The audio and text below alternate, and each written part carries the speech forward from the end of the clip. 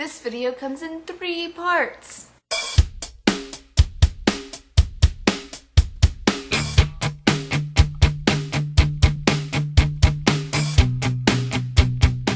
Part 1. Mugglecast. It was on tonight. Yes!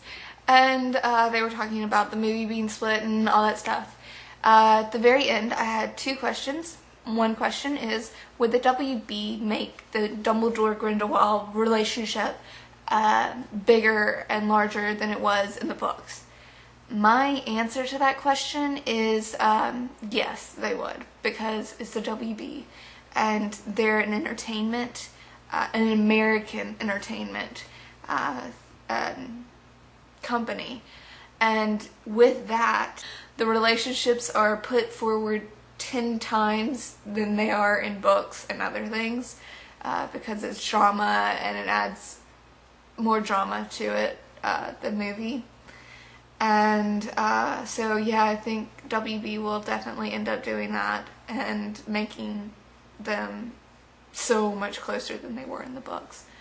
My second question, which did not get answered, my first one did, my second one didn't, is what did Joe have anything to do with the split? I think, I'm not really sure, because for saying no, it has to do with the movies. Either way, it doesn't really matter what Joe thought towards that. She would say yes, probably split it so you get more of the book in there, but it was mainly financial reasons why to split it. They're going to get more money at the very last, kind of go kabang. And then the other reason was more of the book would be in it. So I'm not sure if they would actually think of what she would say or would even consider her opinion in that matter. Part 2. I went to the museum today and saw paintings that were for auction, and was disappointed. In most work, I like to see a bit more creativity, more, not still lifes. I like still lifes to a point. If you're going to do a still life, you have to either make it incredibly strange with the brush strokes or something like that, or you have to make it very precise. But I didn't see that. I saw pieces that were just still lifes. They were boring.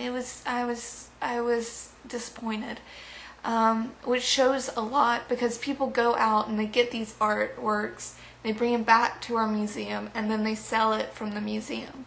And the pieces that we had were, none of them were surreal, which I love surreal. I love the abstract, because it makes you think, what was this person thinking at the time? What are they trying to get across? And all those thoughts come to your head, and then you go into this whole story behind the painting. But with the realism, you don't get that. You don't, and it's sad. I get sad about it. And so I was disappointed, because most of the pieces, 99% of them, were real, and it was just, there was no creativity in it, really. It was just, oh, there's a still life, I'm going to paint it.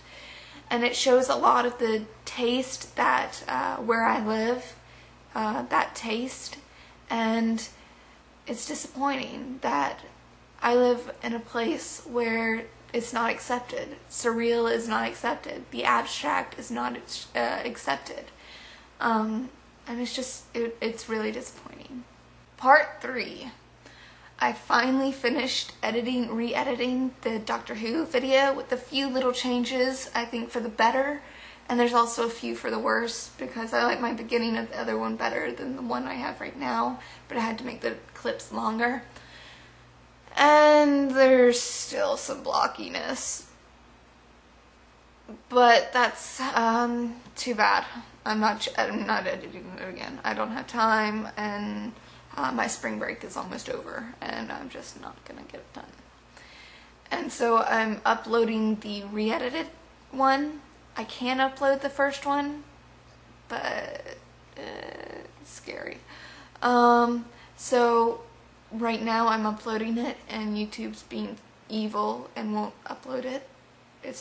I've been uploading it since 6 and it's now 10:30 and it still hasn't uploaded.